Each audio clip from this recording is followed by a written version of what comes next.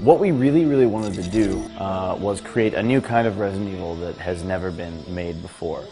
We wanted to keep the setting and that Resident Evil feel to the game, but in terms of the game systems and how the game played, we wanted to do something completely new that's never been done before in the series.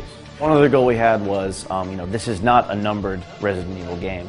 We wanted to do something that you could never do in a straight-up numbered Resident Evil game. So all of that makes for a very aggressive and very challenging game, but we're really happy with how it's going.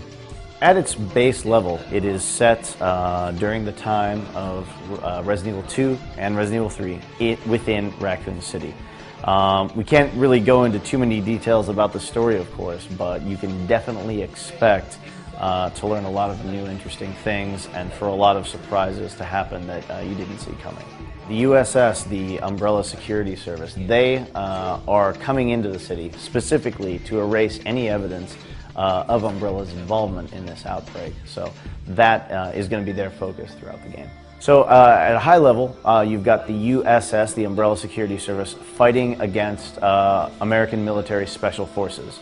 These two sides, they have a lot of different special abilities, and you use these in the battle, along with Raccoon City itself, which is an environment filled with monsters and zombies. You use those monsters and the zombies to your advantage while you're fighting, and that's one of the things that makes the multiplayer really unique in our minds.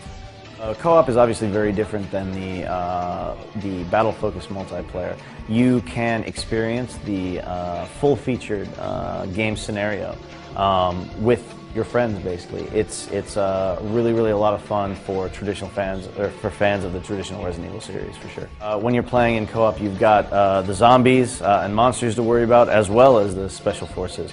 So certainly in times where it's really difficult to get through it by yourself, working together with your friends in co-op can make for a really fun and satisfying experience.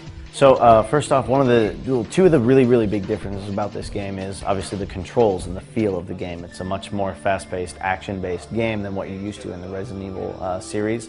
Also, you're playing as the bad guy, basically. That's something that is definitely very new and different that I think people weren't necessarily expecting, and it makes the game feel very different than other games in the series. On the other hand, it's definitely the setting, Raccoon City, and a lot of the characters that you see coming into play are incredibly familiar to fans of the series, and as in other Resident Evil games, you're going to see a lot of really interesting twists and turns in the story. A lot of stuff that is going to surprise and hopefully delight Resident Evil fans all over the world.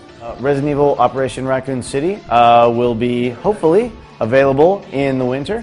You guys, I look forward to some new information coming soon.